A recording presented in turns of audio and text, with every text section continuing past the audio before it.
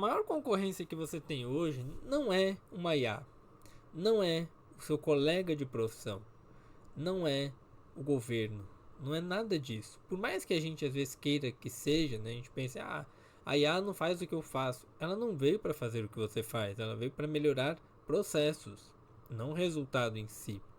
O seu colega de profissão, por exemplo, um outro psicólogo, ele não é um concorrente direto. Esses dias eu vi um marketing de um cara que ele vende terapia de casal, um psiquiatra, se eu não me engano, um médico, e ele falou assim: porque a psicologia clínica geral está saturada, a terapia de casal não. Eu acho que esse cara não sabe nem o que é psicologia clínica, porque a psicologia clínica ela é como se fosse um guarda-chuva, ela é uma área maior. A terapia de casal ela faz parte da psicologia clínica. A psicologia individual, a terapia individual especificamente falando, ela não tem como estar saturada no Brasil, porque no Brasil você tem um índice muito grande de adoecimento. E ali, quando ele fez esse marketing, eu falei, cara, você não sabe nem o que você está falando. Quem dirá fazer uma boa formação? Porque pegar livro de terapia de casal, livro sobre relacionamentos e repetir o que está no livro, qualquer um faz. Eu pegar esses livros e criar um material em cima, usando uma IA, qualquer um faz. Mas entender as dinâmicas da realidade que a gente vive, não é para qualquer um. E aí, olhando esse marketing, conversando com algumas pessoas e desenvolvendo, para além do texto que eu fiz no vídeo passado, a questão do consumidor intelectual, eu entendi que a maioria das pessoas não percebeu o que está acontecendo no mundo. Não percebeu como é que os consumidores de conteúdo se desenvolvem. Porque, normalmente, o seu competidor, o seu concorrente, não é um colega de profissão. O seu concorrente é a própria sociedade. É o estado emocional que a sociedade se encontra. Então, quando a gente vai criar um conteúdo, o vídeo de hoje é sobre criação de conteúdo efetivamente, eu não preciso criar um conteúdo melhor do que o do meu concorrente. Não é essa a questão. Eu preciso criar um conteúdo que esteja acessível ao estado emocional do meu cliente.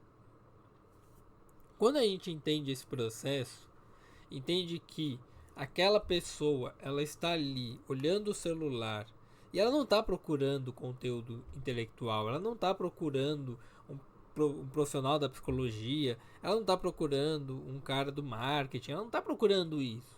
Não, ela não vai me procurar, ela vai me procurar se ela receber uma indicação. Se ela receber de um colega que ela confia, olha, tem fulano que cria conteúdo assim, assim, assado, fala com ele, troca uma ideia, aí sim ela vai me procurar. Mas inicialmente ela não vai. Ninguém vai na aba de pesquisa do Instagram e coloca lá, quero ver um psicólogo. Não. Você não vai na aba do Instagram e coloca o termo de um profissional específico. Vou procurar aqui um cardiologista. Não. Você não vai ali e coloca, vou procurar um social media. Não. A pessoa que está no Instagram, ela não vai abrir o seu perfil na intenção de sentar de frente para o celular querendo aprender alguma coisa. Ela vai aprender algo de maneira muito incidental, ou seja, ao acaso. Ela não tem a intenção de aprender ali. Ela está deitada, ela está cansada, ela está com a luz do celular na cara dela e ela nem sabe mais que expressão facial ela está demonstrando. Ela não tem mais nenhuma capacidade cognitiva de pensar sobre as coisas, de decidir as coisas. Não porque ela não quer, mas porque ela já está exausta, porque ela já está esgotada. Mas porque parar de fazer esse comportamento, parar de ficar scrollando a telinha no celular, demanda muita energia, que ela não tem mais. Ela não consegue mais fazer esse movimento de parada. Tal qual um alcoólatra, um viciado em cocaína, em crack, maconha e por aí vai, não consegue parar quando quer. Tal qual um viciado. Essa pessoa está viciada em rede social, está viciada em tecnologia. Nós fazemos apenas o efeito troca de tela. Eu estou ora no Instagram, ora no TikTok, ora no meu WhatsApp, ora eu vou pro YouTube e eu fico trocando de tela. Tal qual um viciado de pornô tem 50 abas de pornô abertas e fica só trocando de aba. Ele não está ali porque ele quer se masturbar e acabar o vídeo e pronto. Não, ele está ali em busca de uma conexão, uma intimidade, uma regulação emocional. A pessoa na internet, ela está fazendo a mesma coisa, na rede social especificamente. Então, o público real que nós atingimos hoje é a pessoa que está em constante sofrimento, que encontrou nesse movimento mecânico e digital uma forma de não sentir as coisas, de ficar anestesiado, uma forma de não ter que olhar para a própria vida. E a gente, criador, continua produzindo conteúdo como se ela fosse outra pessoa, como se ela fosse de fato parar e olhar o que está acontecendo, aprender algo. Claro, você pode fazer vendas, você pode vender algo ali na internet e obviamente você vai vender algo, mas não espere que boa parte das pessoas comprem. Não. Para cada 10 pessoas que entrem no seu perfil, espere que apenas uma ou duas comprem aquilo ali. Não espere que todo mundo vá querer alguma coisa. A não ser que você ofereça o tigrinho. Aí você oferecendo o tigrinho, você consegue talvez umas 7 pessoas, 8 pessoas comprando de você. O que é uma coisa muito comum. Eu lembro de uma vez que eu vi um perfil no TikTok, quando eu acessava o TikTok, e era um cara que morava na favela e tal, não sei o que, ele fazia divulgação do tigrinho. E olhando tantos os vídeos dele, que era uma novela, né? Você fica ali preso, entretido. Eu olhei assim, caramba, será que esse negócio do tigrinho funciona mesmo? Porque ele mostrava num celular o jogo e no outro celular ele tinha um gabarito do jogo. Eu falei, cara, isso aqui não faz o menor sentido. Porque se eu tenho um gabarito, não é um jogo de azar. Aí eu comecei a olhar que eu estava me afundando no processo. E eu comecei a sair, eu desativei meu TikTok, desinstalei o aplicativo e tudo mais. Porque é isso, tipo, você fica ali horas e horas. E esse é o estado que nós estamos. Porque o brasileiro, de modo geral, não quer encarar a realidade. Se você parar pra pensar, e aí volta aquilo que eu falei do cara vendendo terapia de casal, você tem uma média de quase 10% da população, ou seja, umas 20 milhões de pessoas, que estão adoecidas, que estão no estado de ansiedade, por exemplo.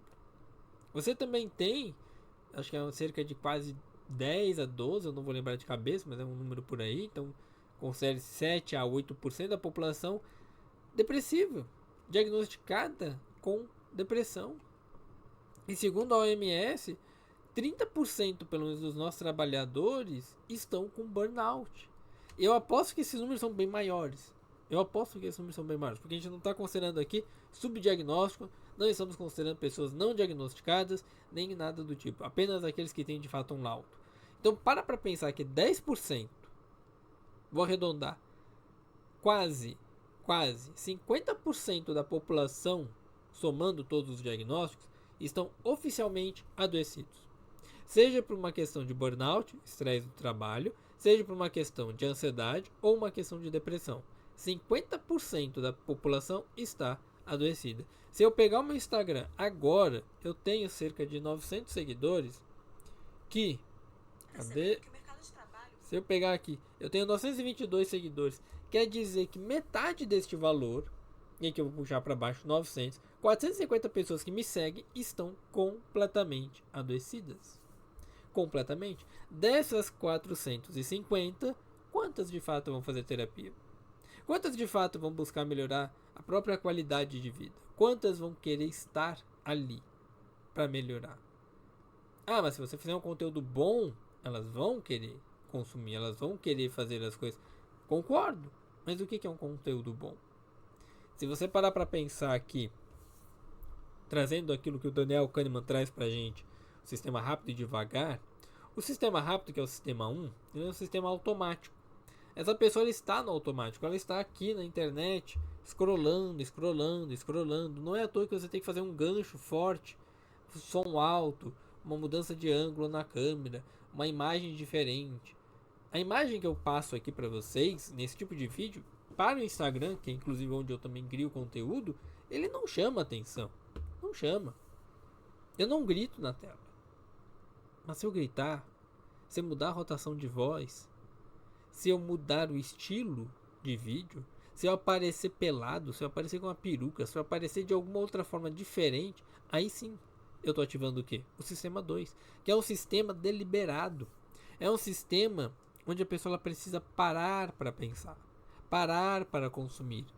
Quando a gente falou no vídeo anterior a questão do consumidor intelectual, esse consumidor ele está mais no sistema 2 do que no sistema 1. É óbvio, a gente alterna entre eles ao longo do nosso dia para algumas atividades, mas boa parte das pessoas estão tão entorpecidas, tão anestesiadas que elas vivem no automático o tempo inteiro. Tanto que, preciso ir na academia, nossa, preciso de coragem. Preciso estudar um pouquinho, nossa, mas eu preciso de força de vontade. E aí ela começa a precisar de um monte de coisa que talvez ela não precise efetivamente para poder fazer aquilo que ela deveria estar fazendo, cuidando da saúde. E ela não vai fazer isso. Ela não vai parar para aprender. Ela não vai ver um vídeo como o meu vídeo anterior de 1 hora, e muito provavelmente esse vídeo também vai chegar um próximo desse período. Ela não vai assistir esse vídeo. Ela vai continuar entorpecida, ela vai continuar anestesiada, consumindo o mesmo tipo de conteúdo. E esse é o ponto. O nosso problema enquanto criador não é o nosso nicho, não é a nossa audiência em si, não é o nosso tipo de conteúdo. Claro, todas essas coisas elas contam, são coisas que você precisa relevar, pensar e ponderar, mas entender que você está num Brasil que talvez não queira aprender nada demais, só queira viver entorpecido. Um Brasil que vai votar no Lula porque, nossa, ele realmente tirou as taxas da blusinha que o Congresso colocou. Esse cara vai acreditar nessa história. E essa história vai ser vendida. Essa pessoa, ela não tá nem aí pra nada. Ela só quer viver o dela. E tudo bem, cada um vive o seu. Mas ela não tem a menor capacidade intelectual ou de letramento de pensar algo diferente, de querer algo diferente para a vida dela. Ela está completamente imersa numa rede social. Ela está completamente imersa num processo de desmoralização, de desamparo, de desmotivação que ela não vai sair. Ela pode sair, Rafael? Pode. Mas boa parte desses 50% não vão sair. Não vão sair. Por quê? Porque para sair demanda muita energia. E se eu estou gastando boa parte da minha energia com coisas que não são úteis, coisas que não são realmente capazes de me mover uma mudança, eu não vou ter energia para fazer a mudança quando eu precisar dela. Então a primeira coisa que a gente tem que fazer quando vai criar um conteúdo é pensar a seguinte pergunta. E eu acho que ela é a maior pergunta que a gente tem. Qual é o estado emocional mais possível dessa pessoa quando ela abre o meu celular? Abre o celular. Quando ela me encontra. E aí, junto dessa pergunta, qual é o estado emocional que eu quero que ela saia? Eu tenho essa pergunta. Eu tenho essa resposta. Eu tenho para mim que o meu estado emocional para vocês é um estado mais sóbrio, mais sério. E qual é o estado que eu quero que vocês saiam daqui? Reflexivo. Eu quero que vocês comecem a pelo menos contemplar o problema que vocês vivem. Eu quero que vocês comecem a contemplar a realidade que vocês estão situados. Eu não quero que você saia daqui sorrindo. Eu não quero que você saia daqui motivado. Eu quero que você saia reflexivo. E sempre será assim. Claro, haverão alternâncias de estados. Mas é isso que a gente tem que perguntar. Qual o estado que o consumidor que eu estou buscando está chegando até mim? E qual o estado que eu quero que ele saia daqui do meu conteúdo? Como é que eu quero que isso aqui aconteça? O seu conteúdo, ele é essa transição. É esse processo. A sua rede social como um todo será todo este caminho que ele vai ter. De quando ele chega até você e de quando ele sai. É claro, não tem problema você fazer conteúdo de entretenimento, você usar gatilhos, ganchos e por aí vai. Tá tudo bem, use. É a ferramenta que você tem. Mas lembre-se disso. Qual é o estado que eu quero que essa pessoa saia? Como eu quero que ela se desenvolva? Porque quando a gente pega essa ideia da anestesia digital, é entender que essas pessoas elas realmente vão ter uma dificuldade muito grande. Elas vão ter uma dificuldade de resistir a tudo isso. Os feeds de notícias, os feeds das redes sociais, todas essas ferramentas digitais que nós temos, elas são projetadas, e isso a gente tem toda uma pesquisa em cima.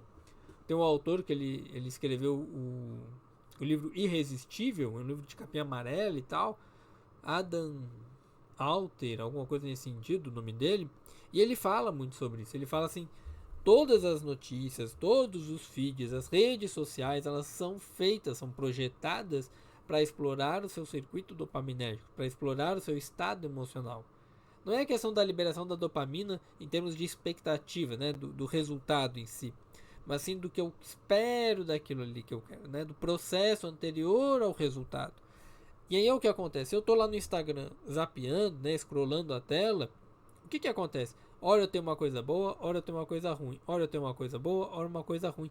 E aí o meu organismo, ele fica no que a gente chama de reforço intermitente, que é, se hora é bom, hora é ruim, eu nunca sei quando vai ser bom. Então é melhor eu continuar aqui mais vezes,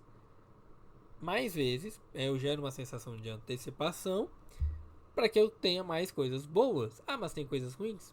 Tem, mas se você tem mais coisas boas, você permanece. Quando a gente traz isso, por exemplo, para o universo dos jogos eletrônicos, se você tem mais relações no jogo ali, né, mais vitórias, você continua no jogo. Se você tem menos vitórias, ou seja, mais derrotas, você sai do jogo. Sabe onde isso acontece também? Relacionamento. Se você tem relacionamentos que são mais prazerosos, você tende a querer mais relacionamentos. Se você tem experiências de relacionamentos, e aí não só afetivos, tá? Mas afetivos sexuais, mas amizades e tudo mais, que são extremamente prazerosas, são extremamente hostis, você não vai querer se relacionar. Então a pessoa que está traumatizada nesse sentido de um relacionamento é porque ela teve uma história de vida muito complicada com relação. Já aquela pessoa que adora socializar, adora interagir, adora estar com as pessoas, ela teve uma história social muito boa. Muito boa. Então ela consegue se desenvolver nisso. A pessoa que está no seu feed, ela passa pelo mesmo processo. Ela fica na busca de o que o próximo vídeo, o que o próximo estilo pode me desenvolver. Quando eu crio um conteúdo como esse, que ele é mais longo, ele é mais denso, ele é mais reflexivo, e eu crio essa cultura em vocês, quem vai me assistir já sabe o que esperar. Então eu tiro toda essa antecipação exagerada, você já sabe o que você vai encontrar aqui. A pessoa que não me conhece, ela não sabe. E aí ela tá tão viciada naquele processo rápido, imediatista de liberação de dopamina, né, de prazeres, ocitocina e tudo mais, que ela fica ali. E quando ela chega, ela não encontra, ela vai embora. É por isso que os ganchos, os hook, eles fazem você ficar na internet.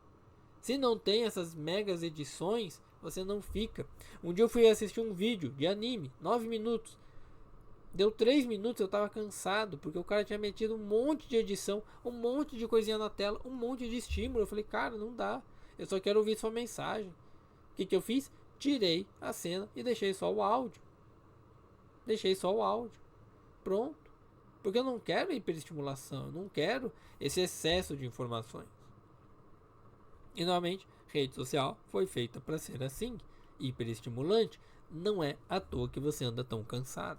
Você não está cansado só porque você dormiu mal, porque você está sedentário, porque você está comendo porcaria. É porque você consome intelectualmente um monte de porcaria, um monte de coisa rápida que não permite você descansar, não permite o teu cérebro parar um pouco. Ou seja, à medida que você vai consumindo cada vez mais, você vai perdendo a sua capacidade de foco. E sabe quem falou isso pra gente? Não foi qualquer pessoa. Foi um pesquisador sobre foco. Johann Hari. Ele tem um livro que hoje já está traduzido, que se chama Foco Roubado. E ele fala que a gente está nesse ciclo de crise atencional, porque aí o mercado entendeu que o que vende? A sua atenção. Não é o seu dinheiro que eu quero, é a sua atenção. Porque quanto mais atenção eu tenho sua, mais views eu tenho. Quanto mais views, mais dinheiro. Eu não preciso te vender coisa, eu preciso que você esteja aqui, comigo, cada vez mais. Não é uma falta de disciplina, não é uma falta moral, não é uma falha de caráter, nem nada. Mas é uma epidemia que a gente vive.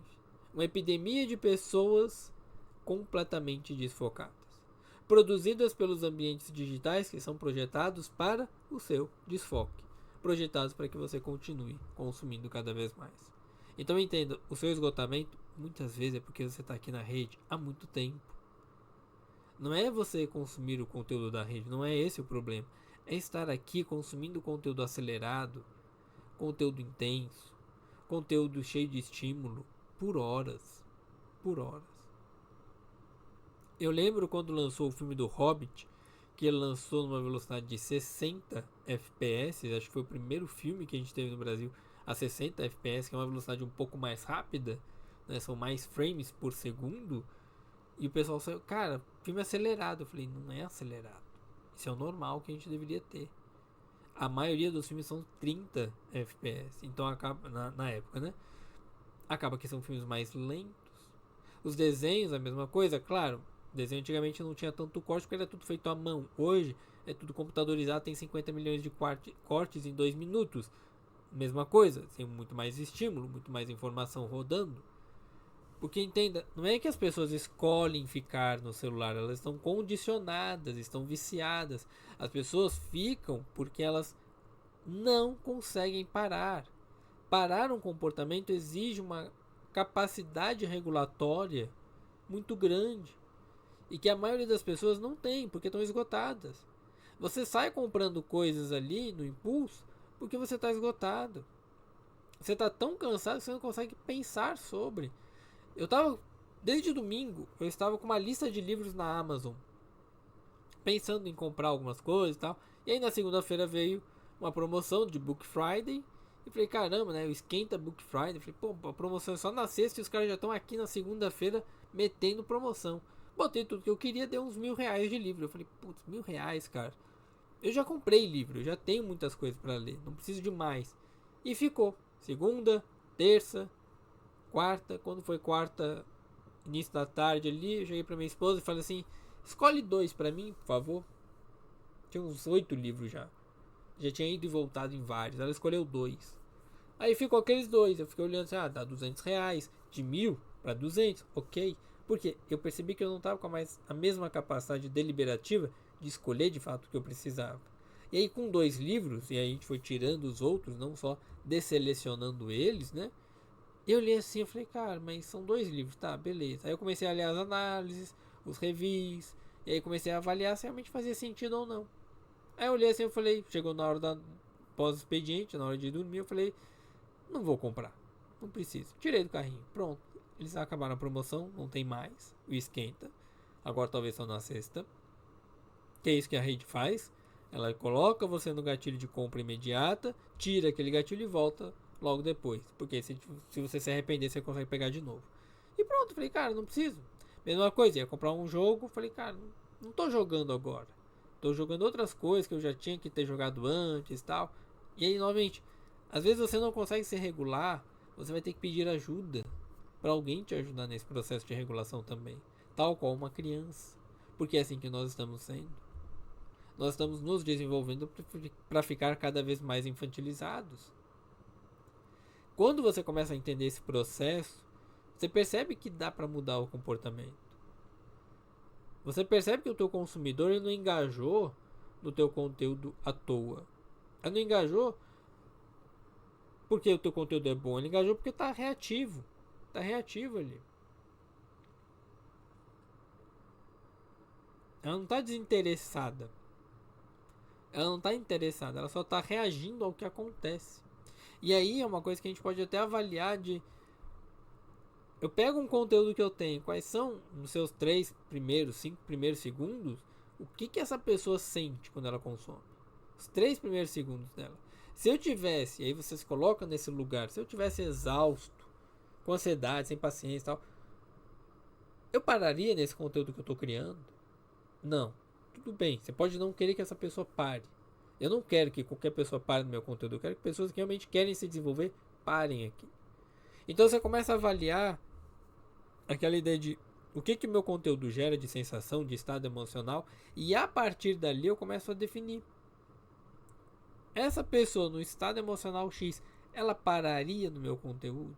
O que eu preciso fazer para chamar a atenção dela? É muito mais fácil que você ficar chutando um monte de gatilho aleatório que você viu lá no seu curso de marketing ou qualquer coisa do tipo, você pensar no estado emocional que o teu cliente está ali.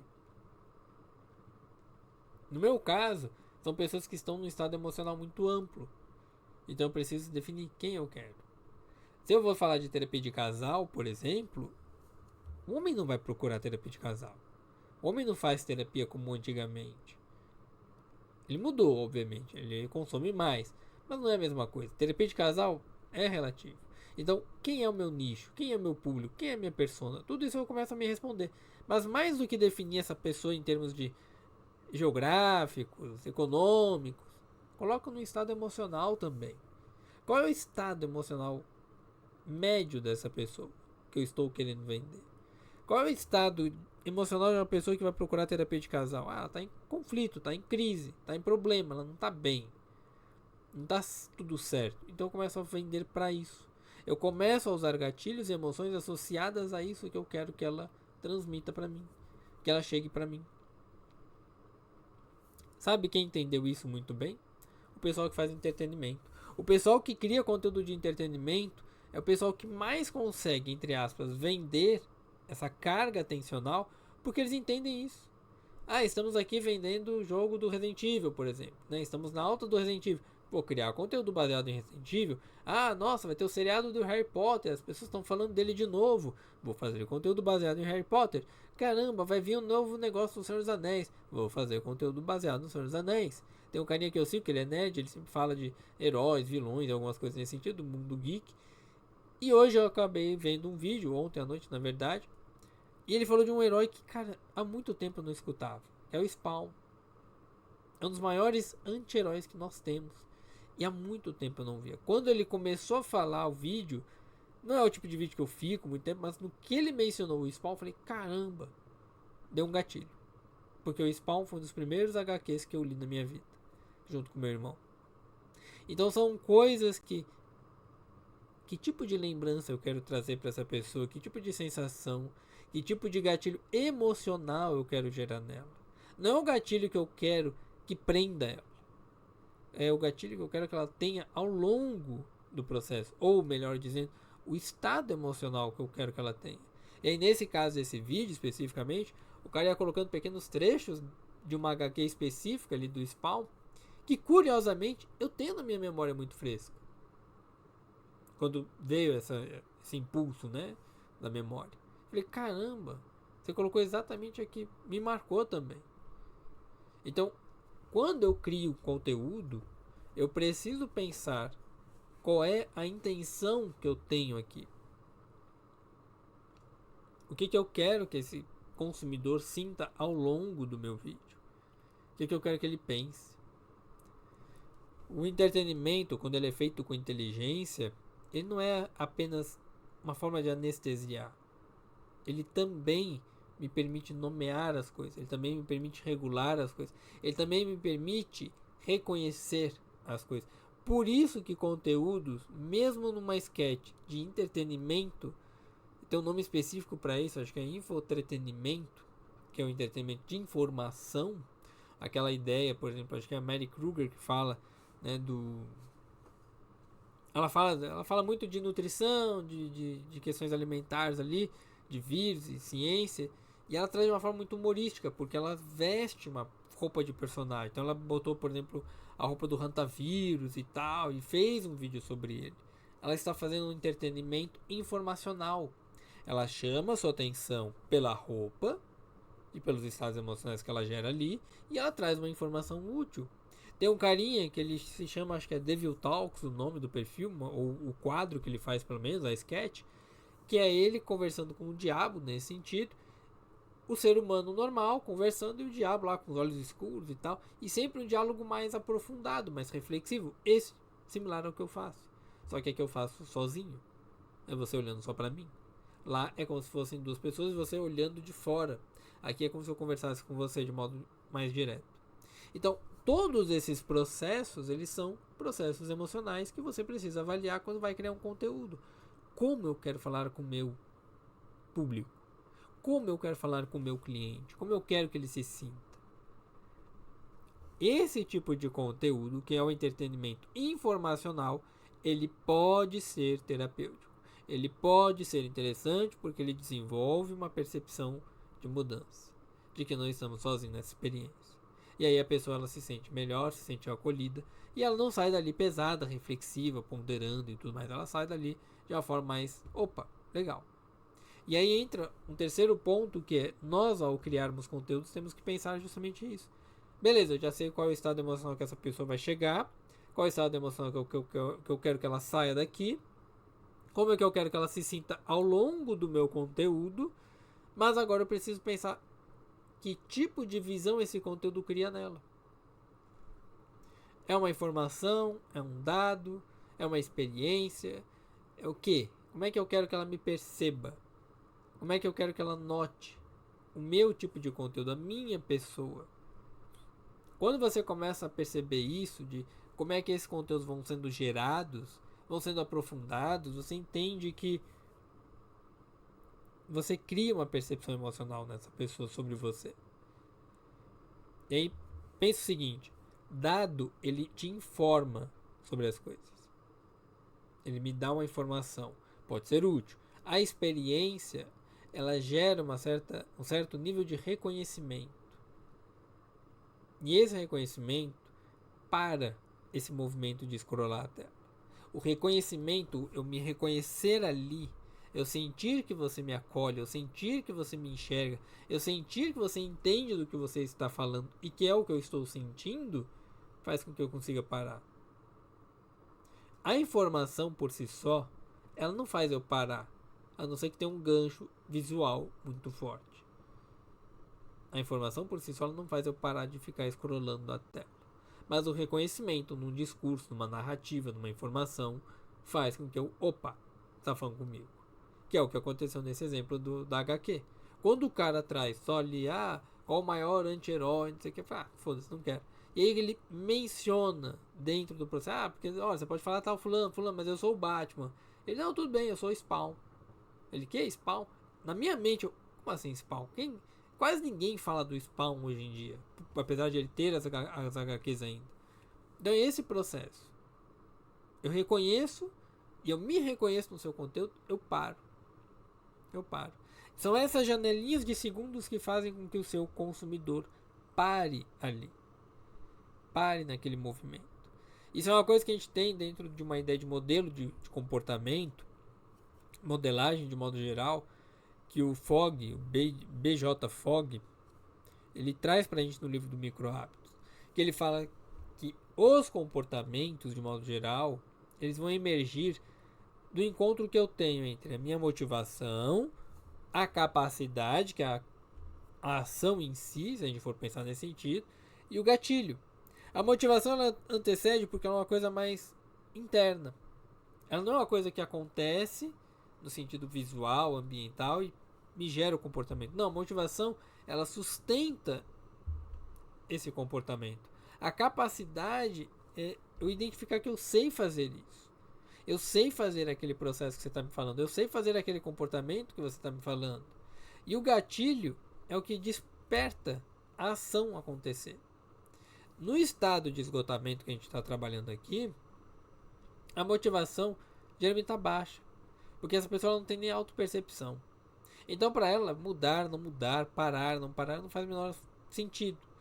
E a capacidade cognitiva dela, que seria a capacidade de energia para mudar um comportamento, também está comprometida. Então, o que eu tenho? O que sobra? O gatilho.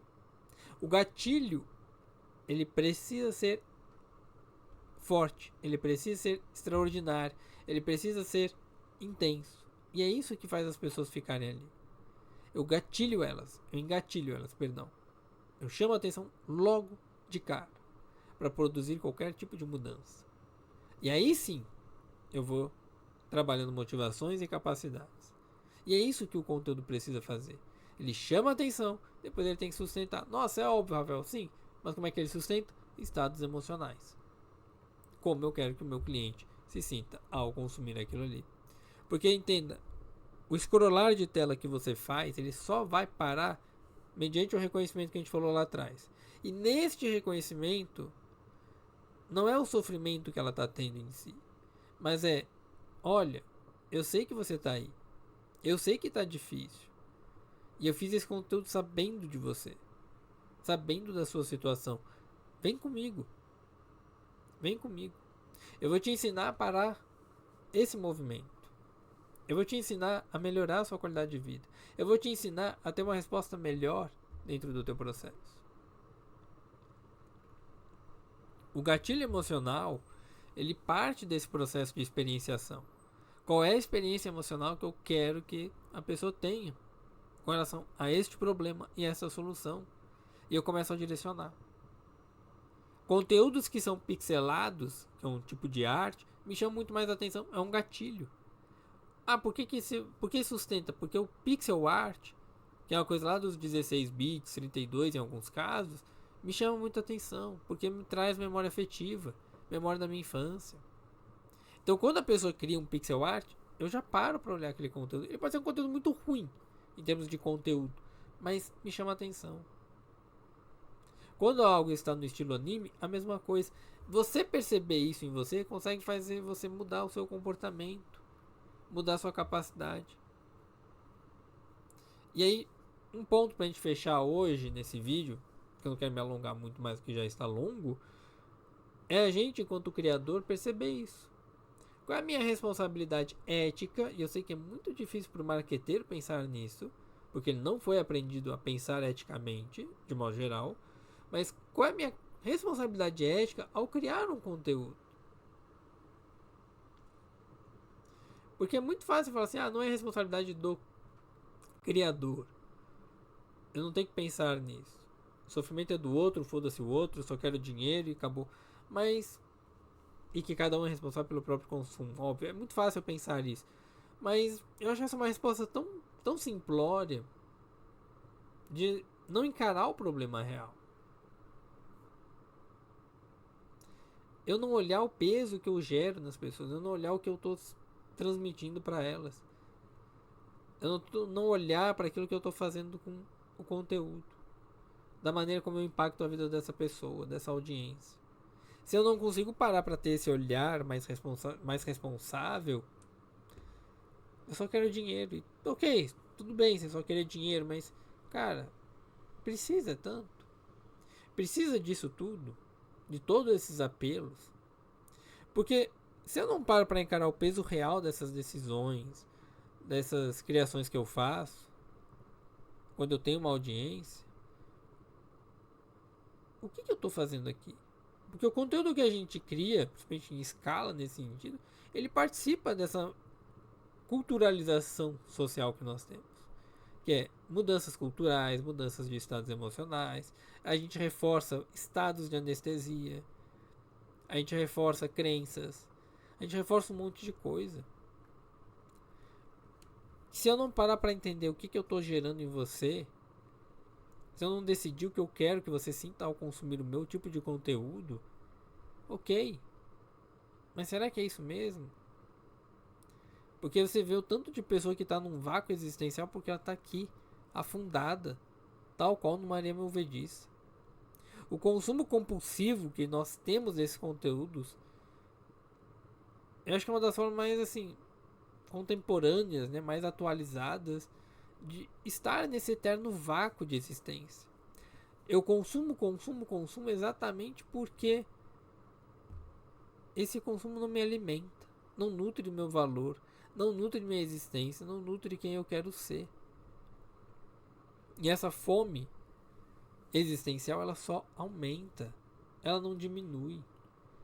Eu vou ficando cada vez mais entorpecido. O Viktor Frankl ele trazia muito isso pra gente, né? No livro Em Busca do Sentido, se a gente faz um paralelo com o mundo digital, que não é o mundo que ele viveu, obviamente, você percebe que as pessoas já não têm nem por que estar aqui. E é como se elas estivessem no campo de concentração, apenas indo para suas câmaras de gás. Só que ao invés do gás matar de imediato, o gás mata aos pouquinhos.